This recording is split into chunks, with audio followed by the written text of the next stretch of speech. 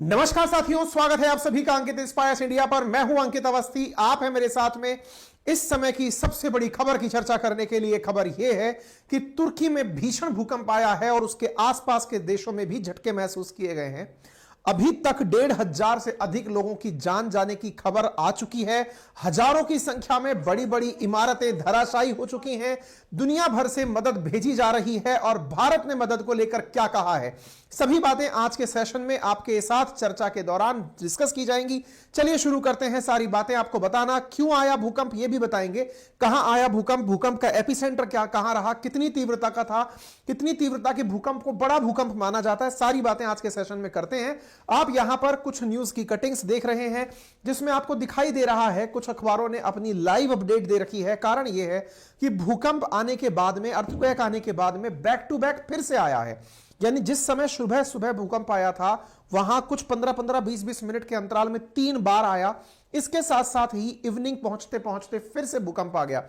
यानी कि एक तरह से जब हम आपका सेशन कर रहे हैं उस समय 5:09 पर, शाम के समय की बात बता रहा हूं, उस समय भी 7.6 रिएक्टर स्ट्राइक पर फिर से मतलब अर्थक्वेक तुर्की के अंदर आया है।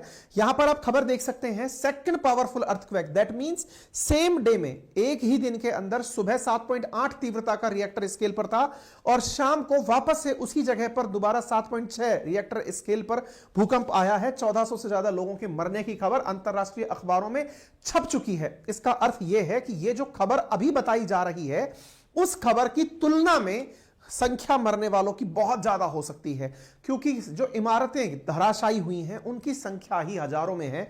उन इमारतों में मल्टी स्टोरीज में रहने वाले लोगों की संख्या भी सैकड़ों में होगी। तो संभव है कि यह संख्या बढ़ करके 10,000 के आसपास पहुंच सकती है। कहां है ये भूकंप, कहां है, इसको थोड़ा सा मैं बता दूं आपको एक बार के लिए। अगर आप मैप को ध्यान से देखें तो ये रहा प्यारा भारत। इससे अगर आप पश्चिम की तरफ चलते हैं तो पश्चिम की तरफ आपको गल्फ कंट्रीज दिखाई पड़ते हैं। गल्फ कंट्रीज को अगर आप थोड़ा सा इधर की तरफ देखें तो आपको यहां पर टर्की दिखाई दे जाता है। यह रहा टर्की जिसकी राजधानी है अंकारा। उसके साथ साथ सीरिया, लेबनान और इजराइल, इन चारों देशों के बॉर्डर पर भूकंप आया है। यही वाला भूकंप का जोन है। यानी कि अगर आपको मैप देखना है तो इंडिया का मैप जहां आपने वर्ल्ड में देखा उसके आप लेफ्ट हैंड साइड यानी वेस्ट की तरफ चल दीजिए, आपको ये चारों देश दिखाई दे जाएंगे मेडिटेरेनियन ओशन से सटे हुए। भूकंप क्यों आया वो भी हम बताएंगे, विशेष रूप से विद्यार्थियों के लिए। इससे पहले आपको बता दें कि यह भूकंप कितना बड़ा है, इसको समझने के लिए आप एक बार स्केल को देख लीजिए। साधारणतया यह माना जाता है भूकंप को नापने की जो स्केल है, मर्कली स्केल और रिएक्टर स्केल, रिएक्टर स्केल पर जितना भी भूकंप, जैसे मान लीजिए मैंने आपसे यह कहा कि किसी जगह भूकंप 6 स्केल का आया है, किसी जगह भूकंप 7 रिएक्टर स्केल का आया है, इसका मतलब होता है एक स्केल बढ़ते ही 6 से 7 होते ही पहले वाले की तुलना में दूसरा वाला 10 गुना ज्यादा तीव्र होता है। यानी मैंने अगर यह बोला कि 8 रिएक्टर स्केल का है तो 7 की तुलना में 8 वाला 10 टाइम्स ज्यादा प्रभावी होगा। यानी 4 से 5 में 10 टाइम्स, 5 से 6 में 10 टाइम्स, इस तरह से रिएक्टर स्केल पर 10 तक की स्केल पर ही भूकंपों को नापा जाता है। यहां पर आपको मैं एक स्केल दिखा रहा हूं, इसको आप अंदाजा लगा सकते हैं कि कितनी भूकंप को, कितने अर्थक्वेक को बड़ा भूकंप माना जा सकता है। आप देखें, अगर 0 से लेके 1.9 तीव्रता का अगर अर्थक्वेक आता है तो केवल सिस्मोग्राफ, जो कि भूकंप को नापने का यंत्र है, उसी को पता चलता है, आप और हमको पता नहीं चलता। 2 से लेके 2.9 के बीच में हल्का सा कंपन होता है। 3 से लेके 3.9 के बीच में अगर आपके बगल में से कोई ट्रक गुजरा हो, हल्का सा जो कंपन धरती पर आता है वैसा फील आता है। 4 से 4.9 के बीच में खिड़कियां टूट सकती हैं। 5 से 5.9 के अंदर फर्नीचर जैसी भारी सामान हिल जाते हैं। 5 से 5.9 के बीच में, 6 से 6.9 के बीच में जो बिल्डिंग्स हैं उनकी जो फाउंडेशन है उसमें दरार आ जाती है। ऊपरी जो मंजिलें हैं उनको हिलना धुलना पता चल जाता है।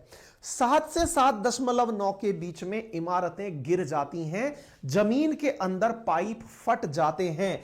हम आपको तस्वीरों से दिखाएंगे कितना भीषण तरीके से इमारतें गिरी हैं और कैसे रिफाइनरी के पाइप फटे हैं, आग लगी है। अगर इससे ऊपर निकलता है तो 7 से 8 की कैटेगरी में जाता है तो यह अगेन 10 टाइम्स ज्यादा है और ऐसी स्थिति में तो इमारतें, पुल वुल सब गिर जाते हैं।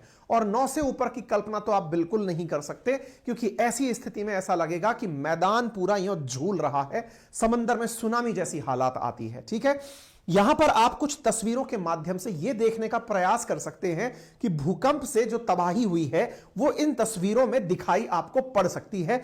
आप इन्हें देखकर अंदाजा लगा सकते हैं कि कितनी बड़ी बड़ी बिल्डिंग्स जो हैं वो आपको जमींदोज हुई दिखाई दे रही हैं। आप इन तस्वीरों को देखकर अंदाजा लगाएं। एक वीडियो है, इस वीडियो को अगर एक बार के लिए आप देखेंगे तो इस वीडियो को देख करके आप ना ये अंदाजा लगाने का प्रयास कर सकते हैं। यदि मैं आवाज आपको सुनाऊं, क्योंकि कैमरे घरों में लगे होते हैं, उन घरों के कैमरों में इसकी आवाज भी रिकॉर्ड हुई है, तो देखिए, शायद आप सुन रहे हो।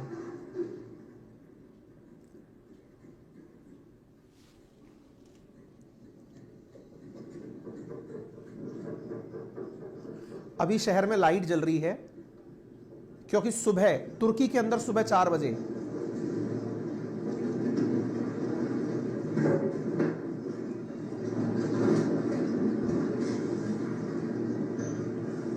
लाइट गुल, ये जो ब्लास्ट हो रहे हैं ये शॉर्ट सर्किट होने से हो गया तबाह। आप एक तस्वीर और देखिए, इससे आपको अंदाजा लग जाएगा। तब ये एक दुकान है, उसके अंदर का सामान ऐसे हिल रहा है।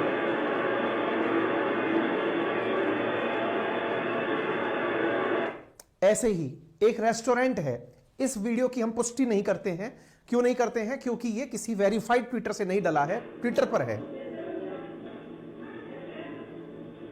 ये वीडियो सर्कुलेट काफी हो रहा है, स्पुतनिक का है। ये एक रेस्टोरेंट का है जहां होटल के अंदर खाना बन रहा है।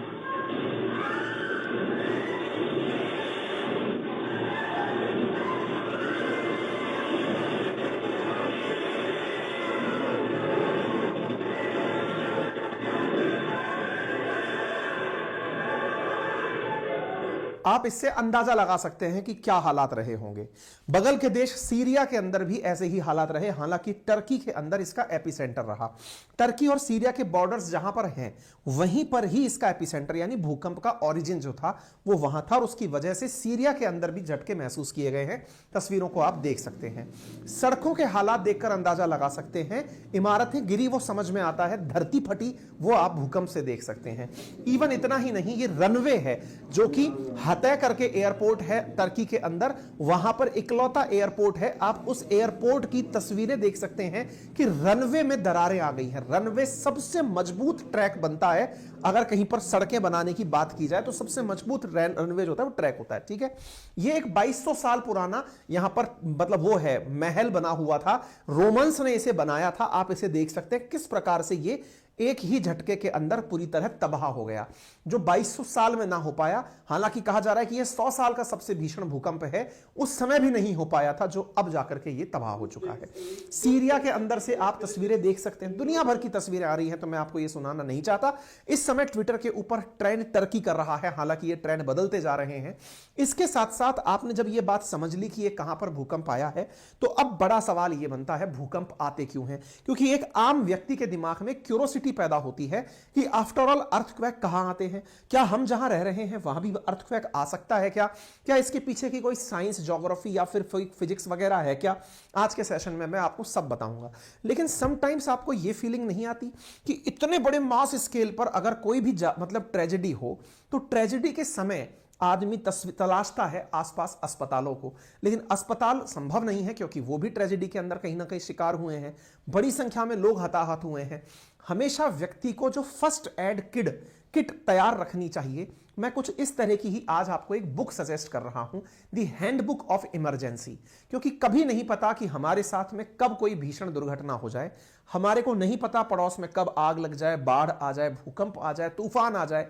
ऐसे समय पर आपको इमरजेंसी सिचुएशंस में कैसा निपटना चाहिए, एक व्यक्ति को इमरजेंसी के लिए खुद से कैसे तैयार रहना चाहिए, एक बुक मैं आपको आज सजेस्ट कर रहा हूं। केवल प्रिकॉशनरी, एक सभ्य सिविलाइज्ड नागरिक की तरह आप इस बुक को इसलिए सुन लें क्योंकि यह आपको ऐसी ही परिस्थितियों के प्रति आगाह करने वाली बुक है, जो आपको बताएगी कि किस तरह से आप तैयार प्राकृतिक आपदाओं के लिए नहीं, किसी भी प्रकार की आपदा के लिए हो सकते हैं। कहां पर है ये किताब? लिंक पे मैंने आपको दी है, लिंक में कमेंट बॉक्स में मैंने पिन करके आपको कुकू एफएम दिया है। कुकू एफएम एक इंडिया का सबसे ज्यादा अच्छे से सुना जाने वाला एक प्लेटफॉर्म है, जो कि आप गूगल प्ले स्टोर से, एप्पल स्टोर से डाउनलोड कर सकते हैं। हालांकि लिंक मैंने आपको कमेंट बॉक्स में दिया है, आप अगर उससे जाकर उसे डाउनलोड करते हैं तो जो मंथली सब्सक्रिप्शन है वहां पर सुनने का सारी किताबों को, जहां पर 10,000 से अधिक किताबें हैं, वो 99 रुपीज का है। लेकिन मेरा रेफरल कोड अंकित 50 लगाने पर, दिए गए कमेंट पर क्लिक करके जाने पर आपको 50 रुपए का पहले ही मंथ में डिस्काउंट मिल जाता है, जिससे 49 रुपीज में आपको पूरे महीने के लिए 10,000 किताबें सुनने को मिलती हैं।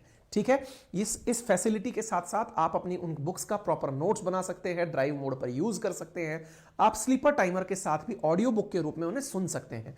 यानी सामान्यतः किंडल पर लोग बुक पढ़ा करते थे, अब नया जमाना आ गया है बुक्स को सुनाने का, और बेहतरीन रेडियो जॉकीज जो हैं वो आपके लिए बुक ऑडियो फॉर्मेट में रिकॉर्ड करके सुना रहे हैं।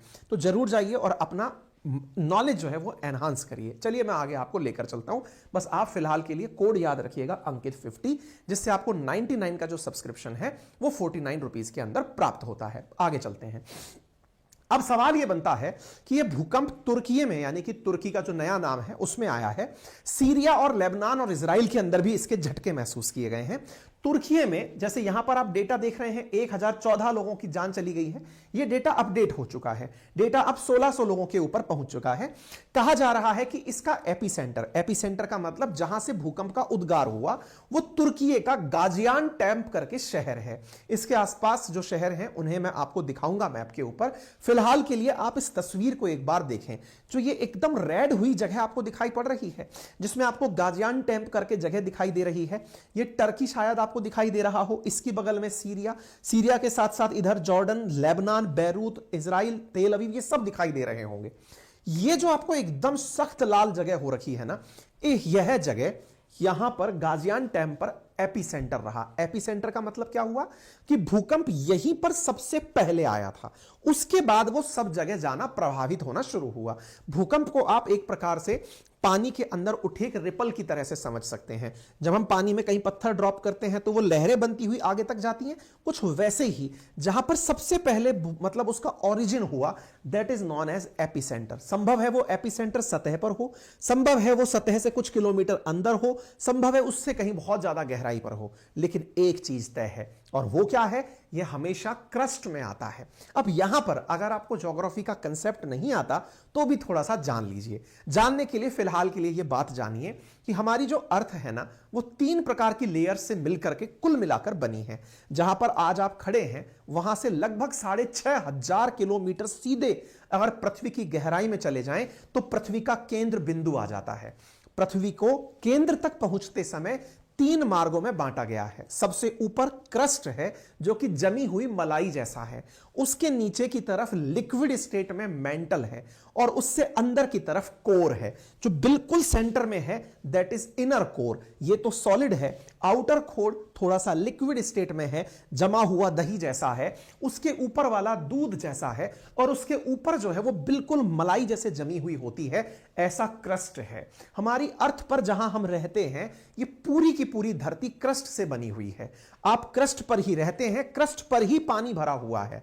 यानी क्रस्ट 2 प्रकार का है, एक वो जो कि हमें दिखाई देता है जिस पर आप और हम निवास करते हैं, जैसे आप कॉन्टिनेंटल क्रस्ट बोलते हैं, और एक क्रस्ट वो जो कि पानी के नीचे भी है, यानी कि जो समुद्र है उसकी तलहटी में भी है, जिसे आप ओशियनिक क्रस्ट कहते हैं।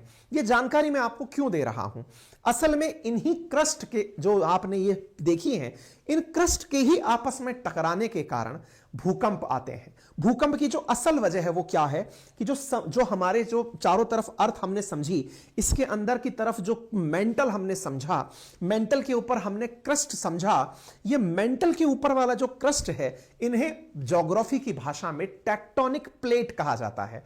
कहा जाता है कि जब टेक्टोनिक प्लेट्स आपस में टकराती हैं तो भूकंप आते हैं। दुनिया भर में हर साल हजारों की संख्या में भूकंप आते हैं। अगर फिगर की बात की जाए तो 20,000 से ज्यादा भूकंप दुनिया भर में हर साल आते हैं। ऐसी स्थिति में जो अर्थ मैप पर, ग्लोब पर दिखाई देती है, उसे कुछ इस प्रकार से टेक्टोनिक प्लेट्स में बांटा जाता है। टेक्टोनिक प्लेट्स में African plates, north American plates, नाजका plates, south American plate, Eurasian plate, Philippines plate, Australian plate, Indian plate, Arabian plate, ऐसी बहुत सी प्लेट हैं, 7 बड़ी मेजर प्लेट्स मानी जाती हैं। आपका दिमाग अचानक थोड़ा सा कंफ्यूज हो गया होगा अगर आपने जीएस आज तक नहीं पढ़ी होगी। फिलहाल के लिए इतना मान लीजिए कि मैं पूरे होशो हवास में एकदम सही ज्ञान देने की कोशिश कर रहा हूं। आप में से कुछ लोगों को डाउट यह होगा, प्लेट तो सॉलिड वाली जगह होनी चाहिए, यहां तो अटलांटिक ओशन है, यहां कैसी प्लेट? फिलहाल के लिए यह मान लीजिए कि पूरी अर्थ प्लेट से कवर है। जिस प्रकार से मलाई के ऊपर कई बार दूध चल के आ जाता है, वैसे ही समझ लीजिए कि कई बार इस टेक्टोनिक प्लेट के ऊपर पानी आ जाता है, उसी को आप ओशियन कह देते हैं। ठीक है, ये पूरी की पूरी प्लेट है, धरती आपस में पूरी तरह कनेक्टेड है। ठीक है, यानी कि अगर धरती से आप पानी में कूदते हैं तो आप सीधे मेंटल में नहीं चले जाते, क्योंकि जो क्रस्ट है इसकी मोटाई लगभग 40 किलोमीटर तक होती है। अब यहां पर थोड़ा सा समझिएगा, ये जो अफ्रीकन प्लेट आपको दिखाई दे रही है, ये अरेबियन प्लेट से कनेक्टेड दिखाई दे रही है। अगर आप अरेबियन प्लेट को देखते हैं, ज्योग्राफी में ऊपर वाले हिस्से को नॉर्थ कहते हैं, आपको यहां पर यूरेशियन प्लेट दिखाई पड़ती है। ठीक इसी प्रकार से अगर आप देखें तो इसके पूर्व की तरफ आपको इंडियन प्लेट दिखाई पड़ती है।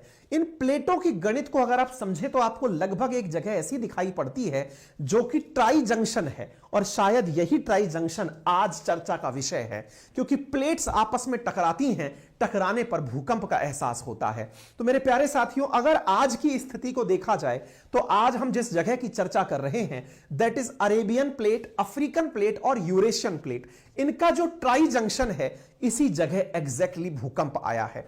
अगर आप इन टेक्टोनिक प्लेट्स को देखें तो इन टेक्टोनिक प्लेट्स को देखने पर आज की जो स्थिति है वो कुछ इस प्रकार से है।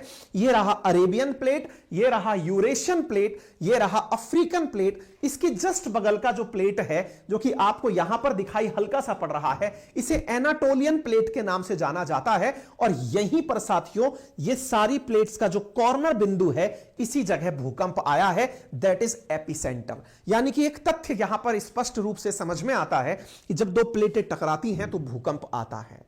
सर ये कितनी देर तक टकराती हैं और क्यों टकराती हैं? इस सवाल का जवाब देकर पुनः मैं वापस से न्यूज पर लौटूंगा, लेकिन ये कंसेप्ट पता रहेगा तो भविष्य में आपको भूकंप परेशान नहीं करेंगे। इससे कईयों के दिमाग में अब तक एक डाउट भी क्लियर हो चुका होगा, कई अपने आप को सुरक्षित महसूस कर चुके होंगे। जैसे बहुत से मेरे प्यारे साथी ऐसे होंगे जिन्होंने अपनी स्थिति को इंडिया में चेक कर लिया होगा कि वो कहां रहते हैं। जो लोग इंडिया में रहते हैं उन्हें मैं दिखा दूं कि गुजरात बॉर्डर के नजदीक वाला हिस्सा बहुत ही ज्यादा टेंशन वाली जगह का है। यही कारण है कि कच्छ में बहुत भयंकर भूकंप आया था एक बार। इसी प्रकार से जो हमारा हिमालय है, वो हिमालय बहुत जबरदस्त भूकंप प्रोन एयर है, जोन 5 के अंदर आता है। तभी नेपाल के काठमांडू में एक बार बहुत भीषण भूकंप आया था। यानी एक प्रकार से यदि आप भूकंप के बचकर रहना चाहते हैं तो भारत के ये क्षेत्र जो हैं तुलनात्मक रूप से कम भूकंप वाले हैं, कम तीव्रता के भूकंप वाले हैं। ठीक है ना, मैंने आपको इसलिए ही जानकारी बताई कि आप अपने आप को तो सुरक्षित महसूस कर रहे होंगे कि हम कहां पर हैं, कहीं हम एपिसेंटर पर तो नहीं है।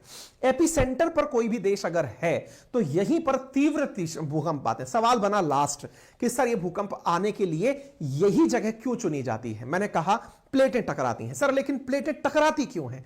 जैसे दूध उफान मारता है, ऐसे ही हमारे जो मेंटल है अर्थ की क्रस्ट के नीचे वाला जो हिस्सा है वो धरती की गर्मी के कारण उबाल मारता है, और उबाल मारते समय उस मेंटल के अंदर भरा हुआ जो लिक्विड मामला है उसे आप मैग्मा कहते हैं। वो मैग्मा जब उबाल मारता है और ऊपर आने की कोशिश करता है तो आप उसे लावा कहते हैं, जब वो भार बनकर आना चाहता है। तो मेंटल कई बार जब अंदर से टक्कर मार रहा होता है प्लेट में, तो धरती सोचती है कि मैं हटूं, फटूं या साइड हो जाऊं, और इसी प्रकृति के अंदर प्लेट्स आपस में या तो रास्ता छोड़ती हैं या टकराती हैं। संभव है कि एक जगह की प्लेट जब रास्ता छोड़ रही हो तो कहीं दो जगह की प्लेट आपस में टकरा रही हो, अर्थात कहीं अगर ज्वालामुखी फट के बाहर आ रहा हो जो कि मेंटल का मैग्मा लावा बन के आ रहा हो, तो संभव है कहीं पर भूकंप भी आ रहा हो। इसीलिए कहा जाता है कि अक्सर भूकंप और जो ज्वालामुखी हैं वो लगभग एक ही जगह पर आते हैं, आसपास के क्षेत्रों में दिखाई पड़ते हैं सामान्यतः। हालांकि इसके पीछे बहुत बड़ी ज्योग्राफी है, वो मैं अपनी जो क्लासेस होती हैं जीएस वाली उनमें पढ़ाता हूं। फिलहाल के लिए हम थोड़ा सा इसे समझ करके आगे बढ़ते हैं। मैंने आपको ये इसलिए पहले बता दिया कि ये आते क्यों हैं, ठीक है। अब मैंने आपसे कहा 7.8 तीव्रता का भूकंप कितना अधिक होता है। अब इसको ऊर्जा के अंदर अगर हम नापें तो भूकंप के अंदर टकराने से ऊर्जा बाहर निकलती है। ऊर्जा कितनी बाहर निकलती है? तो कहा जाता है 7.8 8 रिएक्टर स्केल पर अगर भूकंप आया है तो यह 32 पेटाजूल एनर्जी पैदा करता है। यह 32 पेटाजूल एनर्जी कितनी होती है? न्यूयॉर्क जैसे शहर के अंदर 4 दिन तक इससे बिजली की सप्लाई की जा सकती है। 5.9 तीव्रता वाले भूकंप की तुलना में 7.8 तीव्रता वाला भूकंप 708 गुना अधिक होता है। सिंपल कैलकुलेशन है, हर एक नंबर चलने पर 10 टाइम्स बढ़ जाता है। 5 से 6 10 टाइम्स, 6 से 7 10 टाइम्स, 10 इंटू 10 इंटू 10 यानी 1000 टाइम्स। तो 5.9 से 7.8 के बीच में 708 टाइम्स ज्यादा भूकंप होता है। फिलहाल के लिए अगर हम इसे बम फटने या न्यूक्लियर बम से कंपेयर करें तो आप इससे अंदाजा लगा सकते हैं कि 7 तीव्रता वाले भूकंप से हिरोशिमा में हुए परमाणु हमले जितनी ऊर्जा निकलती है। तो टेक्निकली ये उससे भी बड़ा भूकंप था। इसको आप इस तरह से समझ सकते हैं। मैंने हर प्रकार से चीजें समझाने का छोटा सा प्रयास किया है। मेरे प्यारे साथियों, तुर्की में 30 मिनट तक 3 बड़े झटके महसूस किए गए। पहले भूकंप का केंद्र तुर्की का कहरामानास करके जो शहर है, मारस करके शहर है, वहां पर गाजियानटेप करके शहर था। 30 किलोमीटर दूर जमीन के करीब 24 किलोमीटर नीचे इसका एपिसेंटर था। एपिसेंटर जहां पर प्लेट सबसे पहले टकराई थी। एपिसेंटर अर्थ की सतह से नीचे तक, कहां तक? 40 किलोमीटर तक कहीं भी हो सकता है, क्योंकि जो क्रस्ट है जिस पर हम रहते हैं वो 40 किलोमीटर मोटी है। 8 से लेकर 40 किलोमीटर तक मोटी है। लोकल समय के अनुसार सुबह 4:17 पर आया भूकंप। दूसरा 6.7 तीव्रता का 11 मिनट बाद 4:28 पर आया। इसके बाद इसका केंद्र 9.9 किलोमीटर धरती के नीचे था। तीसरा 19 मिनट बाद 4:47 पर 5.6 तीव्रता का भूकंप आया था। आप यहां पर एक तस्वीर देख के अंदाजा लगा सकते हैं कि किस प्रकार से 7.8 तीव्रता पर बिल्डिंग्स नीचे गिरती हैं।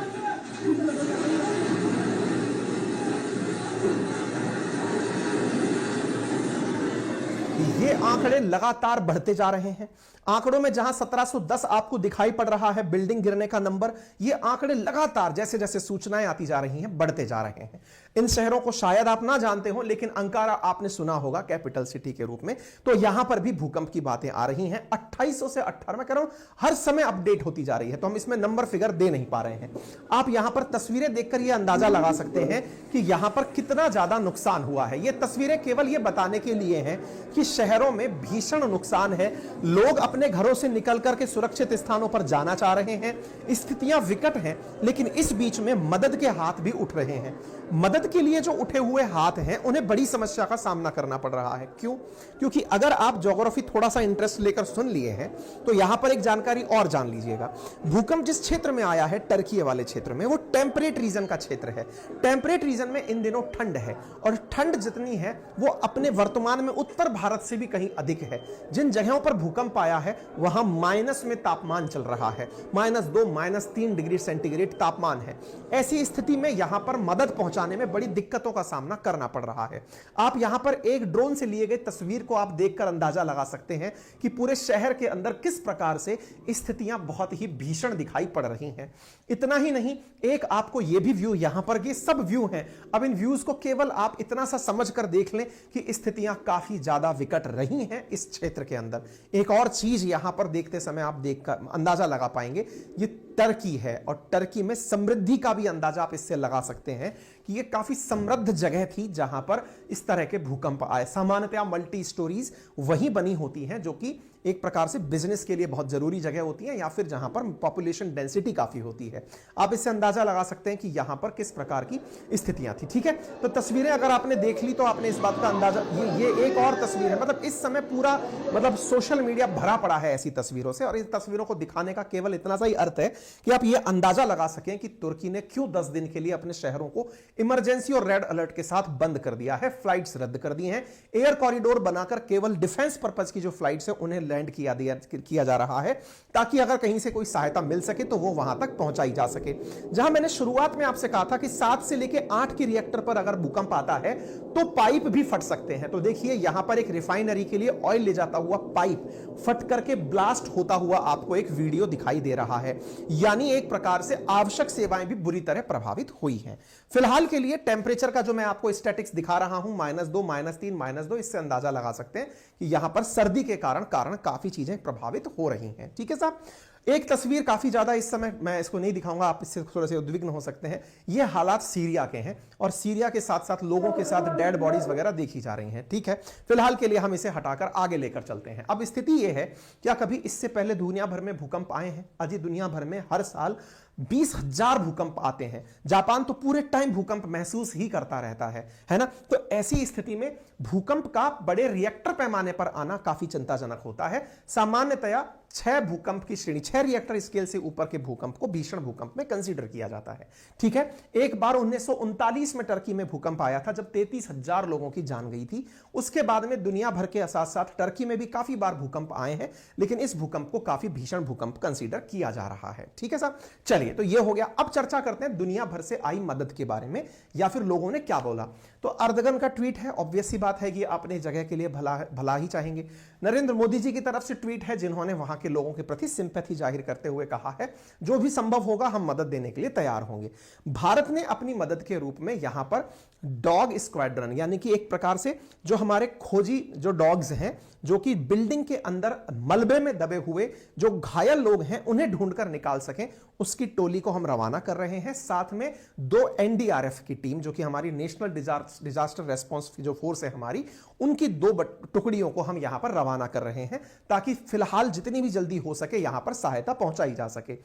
अमेरिका की तरफ से सहायता रवाना हो चुकी है। इधर की तरफ से आप देख सकते हैं इमानुएल मैक्रोन की तरफ से ट्वीट है, ऋषि सुनक, दुनिया भर के जितने भी नेता हैं, हां, इनको सोचकर आप सोच सकते हैं कि ये इस समय सहायता मांगेंगे या फिर देंगे। खैर इसके साथ साथ ये शहबाज शरीफ थे। फिलहाल के लिए दुनिया भर के लोग जो हैं वो मदद की यहां पर गुहार लगा रहे हैं और पहुंचा भी रहे हैं। ये आपने अपडेटेड फॉर्म के अंदर सारी चीजें देख लिया। ठीक है साहब, तो उम्मीद है कि आप लोगों को पूरी अपडेट मिल गई होगी। रूस भी तुर्की को अब मदद भेज रहा है, ये सारी जानकारी है। चीन ने कहा है कि वो भी मदद भेजेगा। ये था दुनिया भर की मदद का हिसाब। अगर आपको ये जानकारी पसंद आई हो तो आप इसे जरूर लाइक करें, साथियों से साझा करें, और इतनी देर तक अगर आपने मुझे पेशेंस के साथ सुन लिया है तो एक छोटी सी गुजारिश सुन लें। और गुजारिश ये है कि वीडियो के राइट हैंड कॉर्नर में नीचे की तरफ एक लाल रंग का बटन है जिस पर सब्सक्राइब लिखा हुआ है, उसे दबाने का कोई पैसा नहीं लगता है। आप एक बार उसे क्लिक कर दीजिए, आप हमारे चैनल को इस बहाने सब्सक्राइब कर लेंगे। इसका फायदा यह होगा कि जब भी हम कभी नया वीडियो लाएंगे आप तक सूचना तुरंत पहुंच जाएगी। अगर आप हमारे लिए ये सहयोग करते हैं तो हमारी टीम का और हमारा बहुत जबरदस्त उत्साहवर्धन होता है। फिलहाल के लिए इतना ही, अपना ख्याल रखें। बाकी इमरजेंसी रिलीफ के लिए आप कैसे किसी किताब को सुन सकते हैं, पढ़ सकते हैं, तो इसके लिए मैंने कुकू एफएम पर, जिसका लिंक कमेंट बॉक्स में दिया है, आप वहां जाकर मेरा रेफरल कोड अंकित 50 यूज करके उस बुक को जरूर सुन सकते हैं। अपना कीमती समय देने के लिए बहुत बहुत धन्यवाद। अपना ख्याल रखें, बड़ों का सम्मान करें, छोटों को प्यार दें, अपना व्यक्तित्व इस प्रकार से विकसित करें कि महिलाएं आपके साथ सुरक्षित और सम्मानित महसूस करें। इस कंटेंट की पीडीएफ मैं अपने टेलीग्राम चैनल, जो कि वेरीफाइड है, अंकित अवस्थी सर और GK by Ankit Awasthi sir, पर थोड़ी ही देर में साझा करूंगा। धन्यवाद।